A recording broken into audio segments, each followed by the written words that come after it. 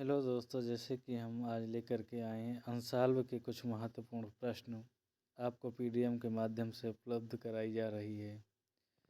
जैसा कि दे रखा है उत्तर नंबर 2 में, वह दृष्टि दोष जो दूर की वस्तुएं स्पष्ट दिखाई देती हैं तथा निकट की वस्तुएं स्पष्ट दिखाई नहीं देती हैं, ऐसे दृष्टि दोष को दूरदृष्टि दोष कहते हैं। ये आपकी दूरदृष्टि दोष की डिफिनीशन थी। और इसके निवारण के लिए लिखा है, इस दृष्टि दोष के निवारण के लिए चश्मे में उत्तल लेंस प्रयुक्त करना चाहिए। फिर आपका दूसरा खा नंबर है, नीले और बैंगनी रंग के प्रकाश का प्रकीर्णन अन्य रंगों से सबसे अधिक होने के कारण नीला और बैंगनी प्रकाश चारों ओर फैल जाता है, जिसका मिश्र रंग नीला होता है। अतः आकाश हमें नीला रंग का दिखाई देता है। यहाँ से आपका क्वेश्चन इस तरह भी बन सकता है कि सबसे अधिक प्रकीर्णन किस रंग का होता है, तो हम बता देंगे कि सबसे अधिक प्रकीर्णन बैंगनी रंग का होता है और सबसे कम लाल रंग का होता है। और अगर पूछा जाए कि आकाश का रंग कैसा दिखाई देता है, तो यहाँ से आपको आकाश हमें नीले रंग का दिखाई देता है। फिर आपका ई बराबर दे रखा है 1.5 वोल्ट, आर बराबर 0.5 ओम। ये आपकी प्रतिरोध है और ये है ई है वोल्ट, मतलब प्रेरित। ये ई जो है आपका वोल्ट दे रखा है। तो अधिकतम धारा मतलब आई एम एक्स बराबर ई अपान आर होता है। ई आपका 1.5 अपान 0.5, इसको जब कैंसिल किया गया तो आपका आ गया 3 एम्पियर। ठीक है। उसके बाद आइए हम देखते हैं, दे रखा है ये आपका ई जो था वो विभवांतर था, यहाँ विभवांतर हो जाएगा। बल्कि और भी बहुत चीज़ होते हैं, जैसे वैद्युत क्षेत्र की तीव्रता भी ई से डिनोट करते हैं उसको। अब उत्तर नंबर 3 में आ जाइए, लिखा है अपनी कार या बाइक के पीछे से आने वाले वाहनों को देखने के लिए हम उत्तल दर्पण का प्रयोग करेंगे। आपका क्वेश्चन इस टाइप का बन सकता है कि हम उत्तल दर्पण की विशेषता बताइए या उत्तल दर्पण की प्रकृति बताइए, कुछ भी। तो हम कह देंगे अपनी कार या बाइक के पीछे से आने वाले वाहनों को देखने के लिए हम उत्तल लेंस का प्रयोग करेंगे। ये उपयोग आएंगे क्योंकि उत्तल दर्पण से प्रतिबिंब सदैव सीधा एवं छोटा बनता है, बनने वाला प्रतिबिंब आभासी होगा।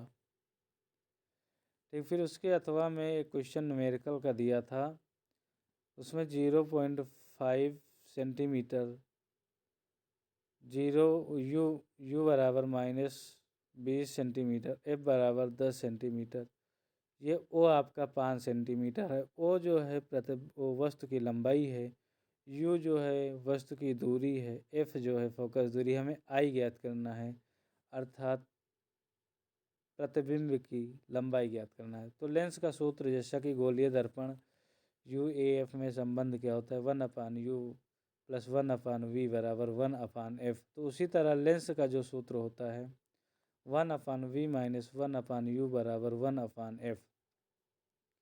तो यहाँ से हम देखेंगे कि 1/v, हमें पहले हम v ज्ञात कर लेंगे। तो 1/v - 1/u, यू आपका दे रखा था 20 बराबर में 1/10। तो 1/v बराबर इधर ये जाएगा 1/10 था, ये माइनस माइनस प्लस हो जाएगा और उस साइड जाएगा तो माइनस का हो जाएगा। तो 1/10 - 1/20, इसको सॉल्व करेंगे तो आपका आ जाएगा 1/20। तो v बराबर आपका हो जाएगा 20 सेंटीमीटर। तो जैसा कि रेखीय आवर्धन आपको पता होगा कि I/O मतलब प्रतिबिंब की लंबाई तथा वस्तु की लंबाई के अनुपात को हम रेखीय आवर्धन कहते हैं। I हमें ज्ञात करना था, वो आपका 5 निकला है, बराबर में वे भी 20 निकला है। U जो है -20 था, हमने कैंसिल किया।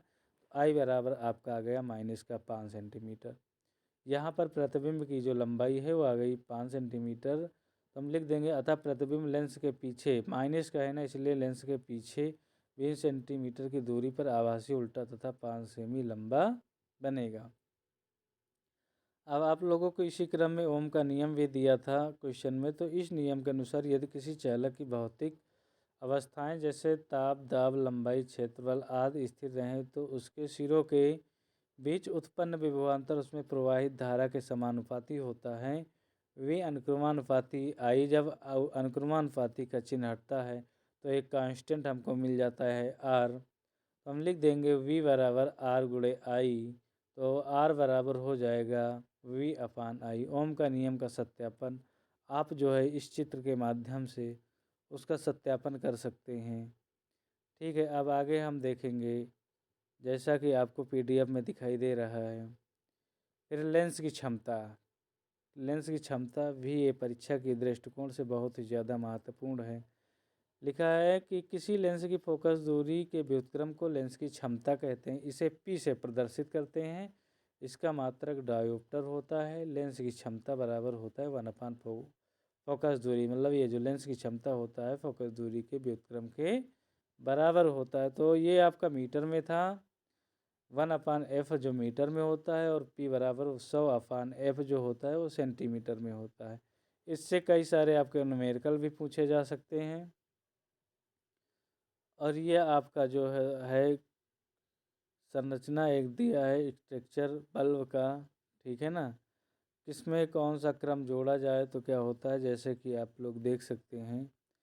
फिर है विद्युत चुंबकीय श्रेणी के दो नियम क्या हैं। विद्युत श्रेणी के दो नियम जो हैं, आइए हम देखते क्या है। देखा है, जब किसी बंद कुंडली में चुंबकीय फ्लक्स में परिवर्तन होता है तो उस कुंडली में प्रेरित विद्युत वाहक बल उत्पन्न होता है। तो यहाँ से अगर पूछ लिया जाए कि चुंबकीय फ्लक्स का मात्रक क्या होता है तो हम बता देंगे फाई बराबर होता है वेबर, फाई बराबर होता है E A, और ये चुंबकीय फ्लक्स है तो फाई V बराबर हो जाएगा BA, ठीक है ना। तो ये आपका हो जाएगा, बल उत्पन्न हो जाता है तो उस कुंडली में एक प्रेरित विद्युत वाहक बल, एक प्रेरित धारा बहने लगती है। यह धारा तब तक बहती है जब तक कि चुंबकीय फ्लक्स में परिवर्तन होता रहता है। द्वितीय नियम आपका ये है, प्रेरित विद्युत वाहक बल चुंबकीय फ्लक्स में परिवर्तन दर के ऋणात्मक दर के बराबर होता है। स्मॉल E बराबर minus delta phi upon delta T. E जो है आपका प्रेरित विद्युत वाहक बल है, डेल्टा फाई जो है वेबर में, मतलब ये फ्लक्स में परिवर्तन है, डेल्टा टी जो होता है वो समय में परिवर्तन होता है। और यदि फेरों की संख्या दी होती है तो हम n से गुणा करा देते हैं। n बराबर होता है फेरों की संख्या होती है। जैसे कि देखो आपको डायनमो का चित्र स्ट्रक्चर में दिया गया है, आप लोग इस पीडीएफ के माध्यम से आसानी से देख सकते हैं, और इसके बारे में जो क्रियाविधि लिखी हुई है आप पढ़ लीजिए इसको, और आसानी से आपके पेपर में